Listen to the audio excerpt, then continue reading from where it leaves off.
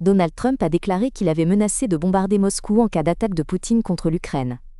Cela a été entendu dans un enregistrement d'un événement caritatif de 2024. Les journalistes de CNN ont obtenu un enregistrement audio d'une réunion privée de Trump avec les donateurs de sa société, qui a eu lieu l'année dernière. Là, il a détaillé ses menaces. Trump affirme qu'au cours de son premier mandat, il a menacé les dirigeants de la Russie et de la Chine des conséquences en cas d'attaque contre l'Ukraine et Taïwan. C'était son avertissement. Plus tard, Trump a raconté qu'il avait transmis un avertissement similaire au président chinois Xi Jinping concernant une possible invasion de Taïwan. Les États-Unis ont promis une réponse. Il a déclaré que les États-Unis bombarderaient Pékin en réponse à une invasion de Taïwan. Cette déclaration a suscité un large écho aux États-Unis et dans le monde. L'enregistrement de 2024 montre Trump en tant que candidat discutant des détails d'une conversation privée avec le président Poutine qui a eu lieu entre eux. L'enregistrement a été obtenu par les auteurs d'un livre récemment publié. Il contient de nouveaux détails sur les relations entre les deux dirigeants et leurs négociations secrètes. Pour contexte, Trump a longtemps affirmé que Poutine n'aurait pas envahi l'Ukraine pendant sa présidence grâce à leur conversation personnelle. Trump n'a jamais révélé le contenu de cette conversation, disant seulement que c'était une conversation très forte et que Poutine avait probablement peur de lui. « Je ne vais pas entrer dans les détails, car personne ne doit le savoir », a déclaré Trump. Mais cela ne serait jamais arrivé, ils avaient peur de moi. Cette nuit, on s'attend à la révélation de ces détails, ce qui provoquera une nouvelle vague de discussions et de débats dans les cercles politiques et les médias du monde entier. L'enregistrement audio révèle que Trump a menacé non seulement le président Poutine, mais aussi le président chinois Xi Jinping, lors d'un événement caritatif privé l'année dernière.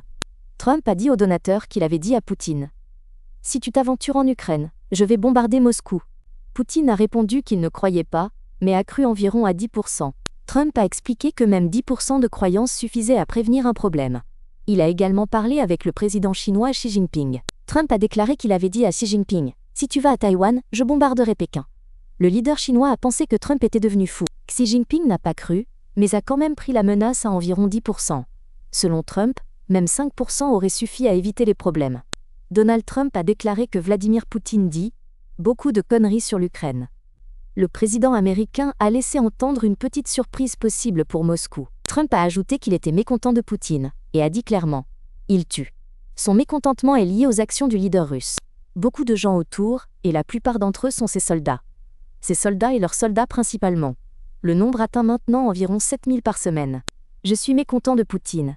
Il nous balance souvent un tas de conneries si vous voulez savoir la vérité. Il se comporte gentiment, mais cela ne signifie rien. L'Intigré m'a proposé un projet de loi sur les sanctions contre la Russie. Voulez-vous que je le fasse avancer ? J'examine cette question très attentivement. Le Sénat a déjà adopté des sanctions très strictes. Allez-vous les signer ? Le projet de loi n'est pas obligatoire, la décision est entièrement à ma discrétion. Ils ont adopté le projet de loi, et je peux aussi l'annuler à ma discrétion. Cela me donne une grande liberté d'action. Le Kremlin, répondant aux critiques du président américain Donald Trump, a déclaré que Moscou accueille ces critiques avec calme. Moscou continuera à tenter de rétablir les relations brisées entre les États-Unis et la Russie, malgré la rhétorique dure de Trump. Trump utilise un style dur dans ses déclarations. Cela est visible et crée des tensions entre les pays. Trump a reconnu que le règlement du conflit en Ukraine s'est avéré beaucoup plus difficile qu'il ne le pensait au départ. Il est impossible de résoudre le conflit en une nuit. C'est ce que nous avons discuté dès le début, et ce processus prend du temps. Nous abordons ce qui se passe avec calme, et avons l'intention de poursuivre le dialogue avec Washington, en rétablissant des relations bilatérales fortement détériorées entre les pays. Malgré les décisions de reprendre les livraisons d'armes, les livraisons réelles n'ont en fait jamais cessé, et nous en sommes conscients. Nous espérons que Trump et son équipe continueront leurs efforts pour transférer le règlement ukrainien vers une dimension politico-diplomatique. La Russie attend actuellement une proposition de la partie ukrainienne pour un troisième round de négociations, ce qui devrait être dans l'intérêt de l'Ukraine. La situation sur Terre change quotidiennement, et chaque nouveau jour la partie ukrainienne devra accepter de nouvelles réalités. On demande si Trump a pris la parole en Amérique en 2024, lorsqu'il a discuté avec des donateurs, mais ce n'est pas tout à fait correct. Je ne peux ni confirmer ni infirmer cela, car je travaille en Russie et je ne dispose pas d'informations complètes. La question de savoir si c'est un fake ou la vérité reste ouverte, car il y a beaucoup de fausses informations en ce moment. Souvent, le nombre de fake news dépasse largement celui des informations véridiques, ce qui crée une situation difficile en termes de fiabilité. Nous avons toujours basé notre analyse sur des informations en examinant diverses nouvelles et événements sous différents angles pour une compréhension approfondie de la situation dans le monde et en Russie. D'autres responsables en Russie ont également réagi, exprimant leurs opinions et positions concernant les derniers événements et défis de politique étrangère. L'Américain continue de naviguer sur ses balançoires politiques préférés, changeant de position et de déclaration selon les circonstances et la politique intérieure. Je suis satisfait de la conversation avec Poutine, soulignant le caractère constructif et productif du dialogue entre les deux dirigeants.